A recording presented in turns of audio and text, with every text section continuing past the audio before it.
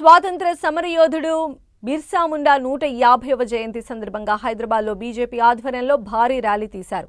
Tank bund దగ్గర ఉన్న స్వామి వివేకానంద విగ్రహం వద్ద పూలమాలలు వేసిన బీజేపీ నేతలు అక్కడి నుంచి కొమరం భీం విగ్రహం వరకు ర్యాలీ తీశారు. బిర్సా ముండా జయంతిని పురస్కరించుకొని ఈ ఏడాది అంతా జనజాతీయ గౌరవ దినోత్సవంగా జరుపుకోవాలని నిశ్చయించినట్లు బీజేపీ రాష్ట్ర అధ్యక్షుడు రామచంద్రరావు తెలిపారు. ఈ సందర్భంగా బిర్సా ముండా బ్రిటిష్కు వ్యతిరేకంగా పోరాడిన తీరును ఆయన గుర్తు చేశారు. ఈ ర్యాలీలో కేంద్ర సహాయ మంత్రి సావిత్రి ఠాకూర్ సహా పలువురు బీజేపీ నేతలు పాల్గొన్నారు.